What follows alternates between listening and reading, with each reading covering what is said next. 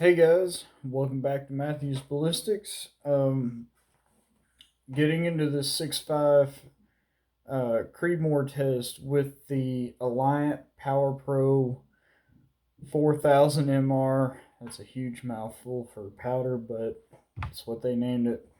I'm just gonna go with it. So, getting into this, my first test, and I've decided this is probably gonna be a little bit drawn out. So, first things first. I know in the previous video, I said that I was going to do testing with standard large rifle primers and then do the same test just on a little bit smaller scale with large Magnum rifle primers. Now, I realized that I don't have all that many large Magnum rifle primers. I'm sitting on maybe like 250 of them left. And I just got into shooting 338 Lapua over the past few weeks, and I acquired one of those rifles in a trade, and I traded my 50 cal for it.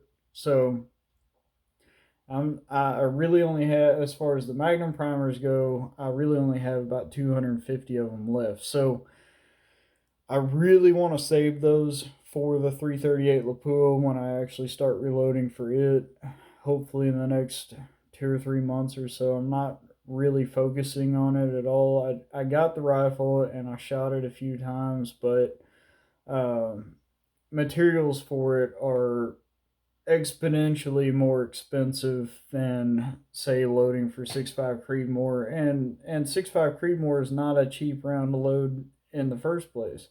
You know, as far as rifle rounds goes, the bullets that are typically used in it, or most of them are all high quality match grade bullets. They're fairly expensive, but when you like try to make the jump from 6.5 Creedmoor into 338 Lapua, everything like triples in price. So it's one of those things that I want to save my highest quality components for when I actually get to reload it. So I'm going to stay away from the Magnum primers. I'm going to stick with just the standard large rifle primers for this test. And that also will count down on the amount of variables I was looking at going into this.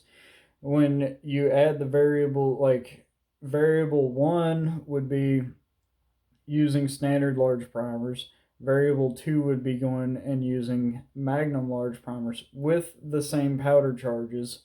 So doubling up on the testing with the powder charges just by changing rifle primers, and then shooting them in two different rifles, the Ruger and the AR. Now I've got like 4 variables. I got 2 different primers and 2 different rifles to shoot them in, and I've got to double up on all my load data and double up on the amount of rounds that I'm testing.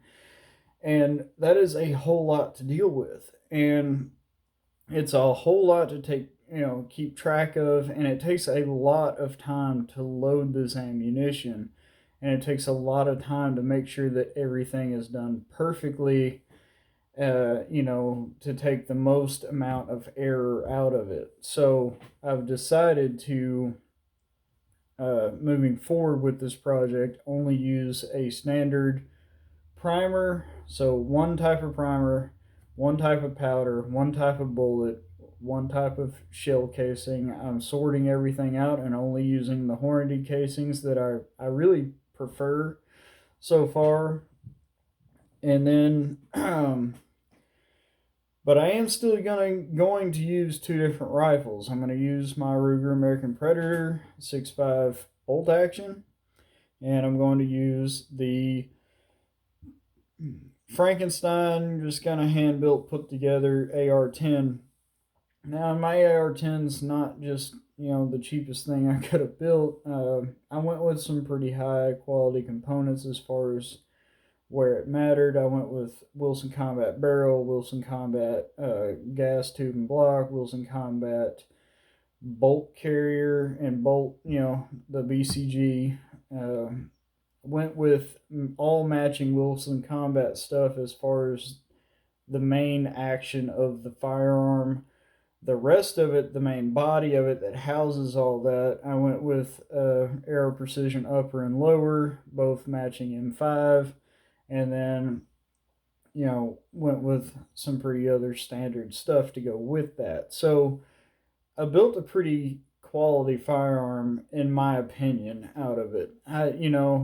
Versus buying just a complete Wilson Combat version of the exact same rifle, which I basically built a rifle based on their platform, but I used, as far as the external components, the upper and lower receiver, those were not Wilson Combat for expense purposes. I versus their rifle, I used the same bolt carrier, same barrel, same gas block, and everything for their 16-inch recon rifle. I believe that's what they call it for their 6.5 Creedmoor.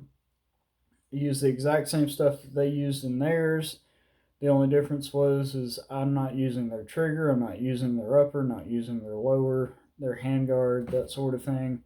And I went with, cheaper stuff on that end. But as far as the barrel and bolt carrier go and all that, exactly the same.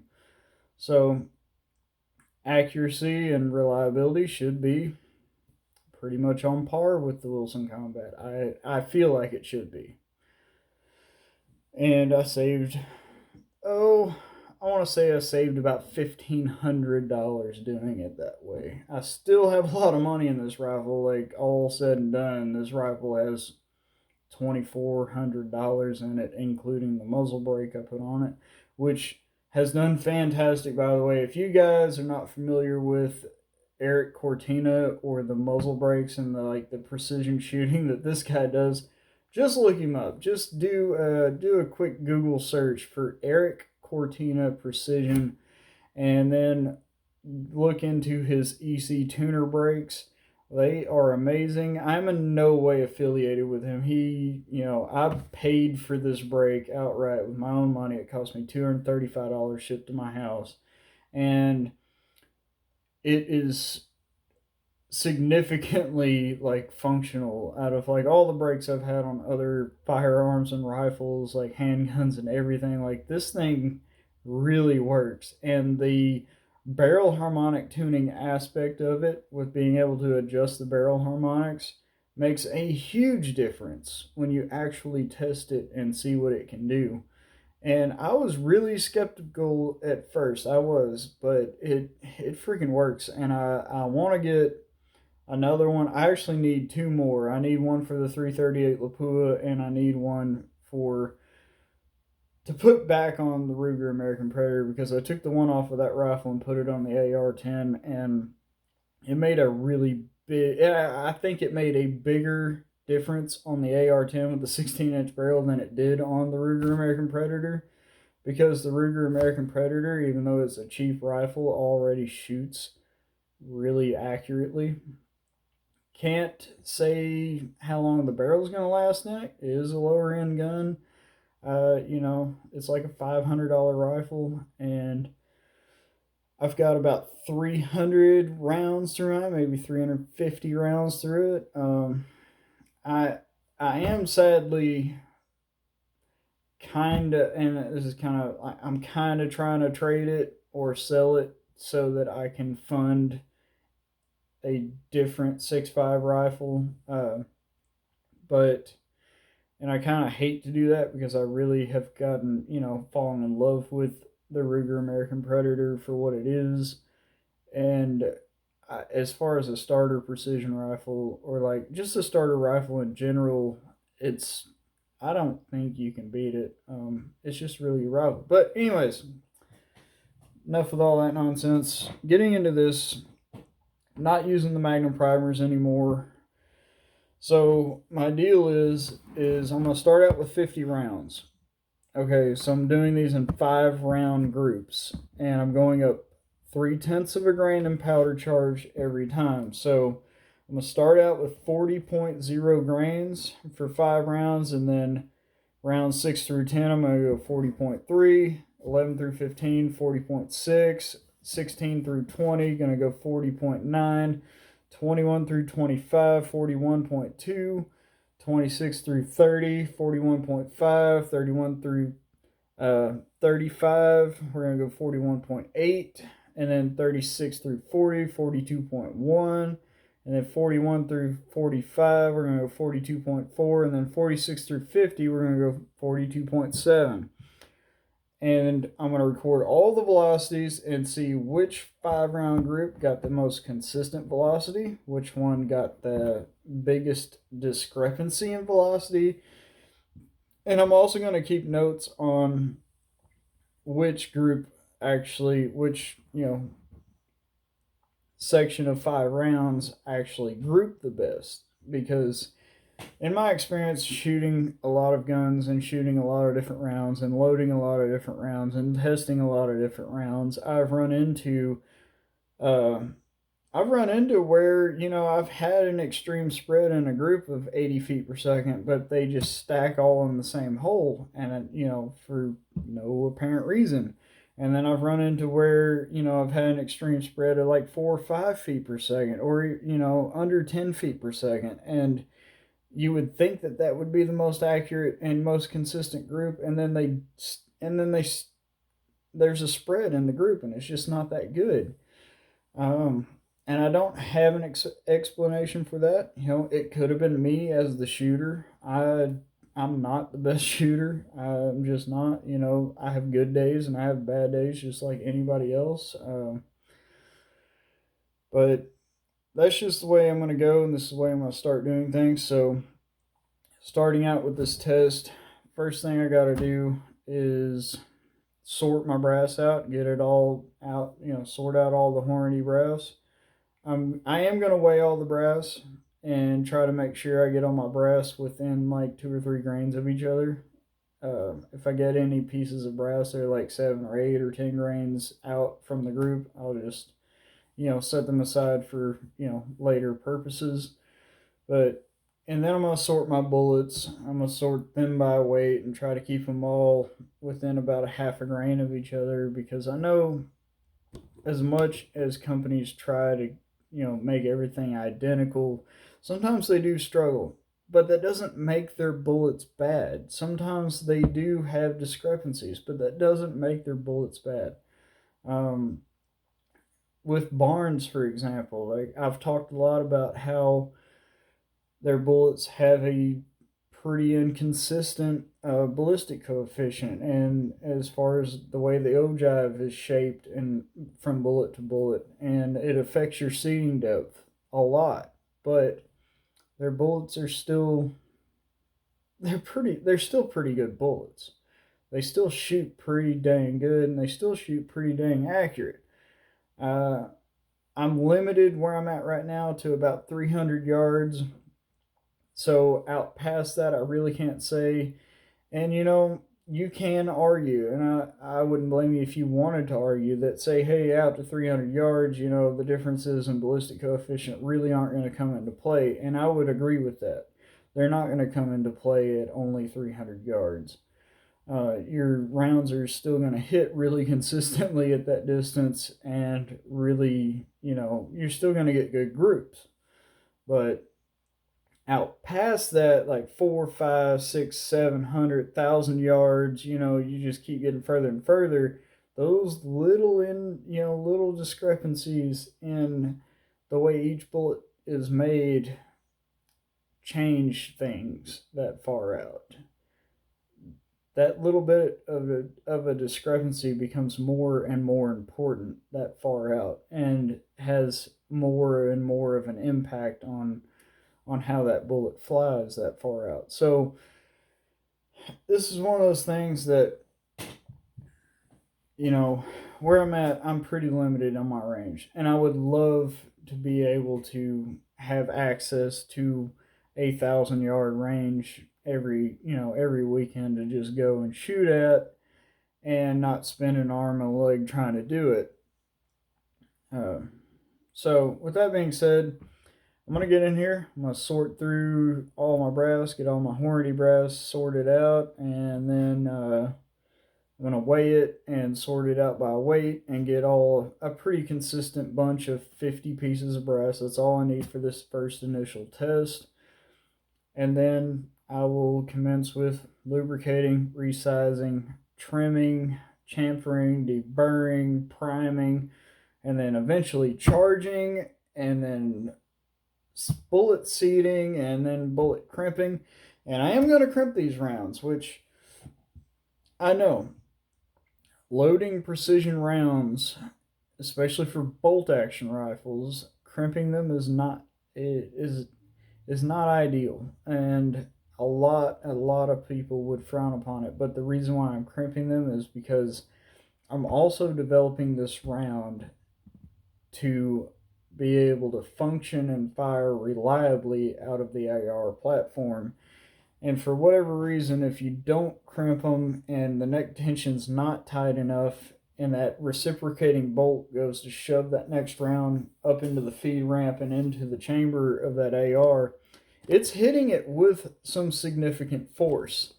And if it doesn't feed just right, if it just happens to catch just for a second, it can change your seating depth on that bullet and shove it up in the case, and it may still send that thing home and lock up like it should. And then you pull the trigger on it, and then your pressure just changed a lot in that chamber. And I don't want to have to deal with that. I don't want to blow up a $2,500 rifle that I just built. So I'm crimping all of these because I want to see how they will function being crimped. And being crimped for, the intent and purposes of running in an AR. Now, later down the lines, after I get through with this testing, I am probably, just for the AR purposes, not going to be shooting polymer tip match bullets out of it anymore, because even with the match burners that aren't polymer tipped, they just have a really sharp nose on them. I've had 3 or 4 jams in this rifle. Now, it's a brand new rifle, and it's got maybe 100 rounds through it, but out of that 100 rounds, I've had 3 or 4 jams where the bullet drug or kind of like just jammed up and stuck on the feed ramp, and then got jammed up in the case, and it jammed the rifle, and and then I had to remove a bullet with the bullet shoved deep inside the case. And it was, it's kind of one of those things. It's like, yeah, I really wish this would work great. I really wish I could shoot match grade ammunition out of an AR and get really, really tight groups out there. But the fact of the matter is the AR is not designed for that. It's designed for volume of fire. It's not really designed for pinpoint accuracy. And so later on, after I do these tests and, whether they work out great or not in the AR, I am probably going to switch to loading only full metal jackets for the AR, just for plinking purposes or fun purposes. Potentially I may actually get into 3-gun competition, and I may need that. And I really love the AR. Like, it's shooting so good, even as is with the match ammo, that, from what I understand, from what I've heard from friends of mine, that like it shouldn't function as good as it is, but it is functioning in that rifle really well. I would like to be able to continue doing some of those things. Now, aside from shooting only full metal jackets out of it, I've considered it loading hunting rounds for it, like the Spear hot core bullets. They're like a soft point, designed to expand, designed for hunting, designed for, taking down game. I think that rifle would be actually a pretty decent hunting rifle, and I may consider hunting with it or developing hunting loads for that rifle in the upcoming hunting season later this fall. So that's just some stuff I wanted to, talk about. But so first 50 rounds, we're going to start at 40 grains. We're going to end at 42.7 grains. I know, like, 50 rounds and we're only going to get to 42.7 grains. When I expect the maximum load to be around 44.5, or even maybe a little higher. But yeah, this is going to be a fun project, and I hope you guys stick with it. This is more of the technical side of it. This is more of me just talking and, you know, getting the BS out of the way. So going with 40 grains first for the, you know, and then ending with 42.7 grains on the last group. We're going to focus on group size. We're going to focus on consistency and velocity. And we're going to focus on shot placement, you know, where these bullets are actually hitting on target. Because I'm actually, you know, I'm not going to waste the time to re-zero for every weight or every charge I'm going for. I'm going to zero the gun with a bullet weight with a factory round that is similar within about 10 grains of this one, probably 130 grain round. I'm going to zero the gun with that. And then I am going to test these rounds, and I'm not going to change the zero at all because I really want a genuine representation of how these rounds are performing. And if you try to, like, in the middle of a 5 round group, try to re-zero, your results are going to be terrible. Your group's going to be terrible. The only information you're going to get out of it is the velocity average, and that's it. You know, the rest of it is going to be worthless information because you change something in the middle of testing it. And when you do that, you have to account for that. And if you've only got a sample size of 5 rounds, that's not enough. That's not enough data to get any conclusive information. So I will zero the round with a factory box of ammo, zero the rifle with a factory box of ammo, and record the results. And then I will test all my hand loads that I'm working up for this. Using the Alliant Power Pro Power Pro 4000 MR and Federal 210 primers and Hornady cases that have been fired. Now these cases, you know, I'm going to sort them by weight, and the reason why is because they're pretty mixed up. Some of these cases have been fired 1 time, some of them have been fired 4 times. So I will have to sort them by weight and get the most consistent weight, and then, you know, from there resize them, trim them, and all that. So anyways, hope you guys enjoy watching this. Hope you guys are learning something. I'm definitely learning something. And if you got any more comments or questions or suggestions, please leave those in the comment section below. Please like, share, subscribe. And if you want to support me or donate to my cause, because this is some very expensive testing as is, and I'm paying for it all out of pocket, and it takes a lot of time as well, and time to me right now is very valuable. You know, I've got a 5-month-old and a wife, and you know, I spend very little time at home as it is with the, you know, because I'm already driving an hour to work and an hour home every day.